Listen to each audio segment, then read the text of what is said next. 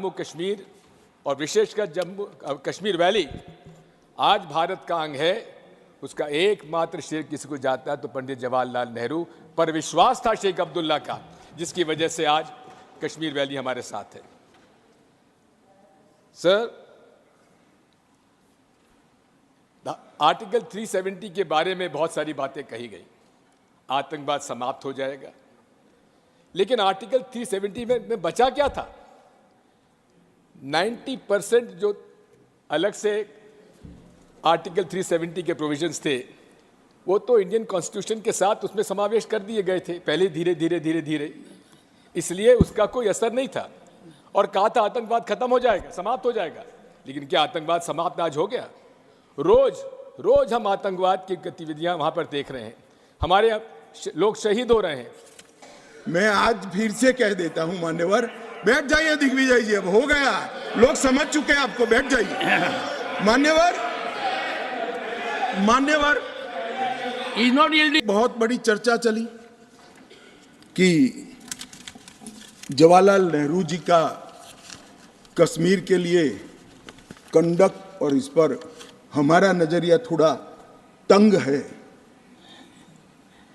जहां तक तंग नजरिए का सवाल है साहब, देश की एक भी इंच जमीन का सवाल है, हमारा नजरिया तंग रहेगा, हम दिल बड़ा नहीं कर सकते। किसी को अधिकार नहीं है अपने बड़े हृदय को दिखाने के लिए देश का एक भूभाग देश से चला जाए और मूक दर्शक बनकर खड़े रह जाए, किसी को अधिकार नहीं। मैं आज फिर से कहता हूं, ये आरोप से मैं सहमत हूं। हमारा नजरिया तंग है। देश की एक इंच जमीन भी जाती है तो इसके लिए भारतीय जनता पार्टी का हर कार्यकर्ता सर्वोच्चता से संघर्ष करेगा, लड़ाई करेगा और लड़ेगा। हमें कोई इसमें शर्म की बात नहीं। मान्यवर, मैं कुछ बातें कहना चाहता हूं। बहुत कुछ कहा है, अभी कहा गया नेहरू के कारण कश्मीर यहां है। नेहरू जी के न होते तो शायद ये बिल ही नहीं आता और कश्मीर होता ही नहीं। इस तरह से कहा। मैं आज कहना चाहता हूं कि जो आजादी के बाद भारत की रचना को जानते हैं उनको मालूम होगा हैदराबाद में इससे भी बड़ा प्रॉब्लम हुआ था। क्या जवाहरलाल जी गए थे क्या?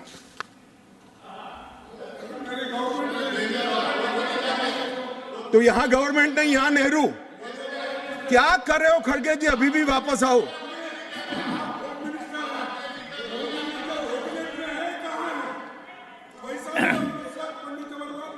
एक मिनट, रिकॉर्ड पर है। कश्मीर में दिग्विजय जी ने सरदार पटेल का नाम नहीं लिया। एक नाम दिया शेख अब्दुल्ला का, दूसरा नाम दिया जवाहरलाल नेहरू का। तो वो होम मिनिस्टर थे, क्यों नहीं दिया भाई? अब सुनिए दिग्विजय जी, अब सुनिए, सुनना पड़ेगा, ऐसे नहीं चलेगा। हमने सुना है, धैर्य से सुना है। मान्यवर, जूनागढ़ में क्या जवाहरलाल नेहरू गए थे? हैदराबाद में जवाहरलाल नेहरू गए थे? लक्षद्वीप में जवाहरलाल नेहरू गए थे? जोधपुर में जवाहरलाल नेहरू गए थे? जवाहरलाल नेहरू एक ही जगह काम देखते थे, जम्मू कश्मीर में, जिसको आधा छोड़कर आ गए। एक ही जगह देखते। मान्यवर, दूसरा, विलय लेट क्यों हुआ? सारे लोग जानते हैं साहब, इतिहास को 1000 फुट नीचे दफन कर दो, वो ऐसा बीज है जो वटवृक्ष बनकर सच्चाई बाहर आ जाती है। सब जानते हैं कि हमारा विलय इसलिए लेट हुआ कि महाराजा पर किसी एक व्यक्ति को विशेष स्थान देने का आग्रह था। शेख अब्दुल्ला को विशेष स्थान देने का आग्रह था। इसके कारण विलय लेट हुआ और पाकिस्तान को आक्रमण करने का मौका मिला। मैं आज ये पूछना चाहता हूं कि इतने सारे कठिन राज्यों का विलय हो गया, कहीं पर 370 क्यों नहीं है? क्यों नहीं है? ना जोधपुर में है, ना जूनागढ़ में है, ना हैदराबाद में है, ना लक्षद्वीप में है। क्यों 370 नहीं है? कि संवेदनशील हृदय के कारण 370 है। संवेदनशील हृदय।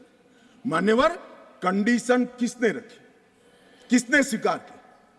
इतिहास जवाब मांगता है, देश की जनता जवाब मांगती है, जवाब देना पड़ेगा, भाग नहीं सकते इतिहास से कोई। मान्यवर, सेना भेजने में देरी क्यों हुई? और ये कहते हैं कि इसके बाद भी देरी हुई है। मैं साहब एक रेफरेंस सैम मानेकशॉ का देना चाहता हूं। फील्ड मार्शल सैम मानेकशॉ तब डायरेक्टर ऑफ मिलिट्री ऑपरेशंस थे। उन्होंने एक जगह पे कहा है कि कबीलाई हमलावर आक्रामक और लूट मचा रहे थे, तब चर्चा में ही व्यस्त थे। मैं व्यक्ति का नाम देना नहीं चाहता वरना खड़े हो जाएंगे। तब एक मीटिंग में सैम मानेकशॉ मौजूद थे। सरदार पटेल जी ने नेहरू जी को कहा, जवाहर आप कश्मीर चाहते हो या नहीं चाहते हो, देरी क्यों हो रही है?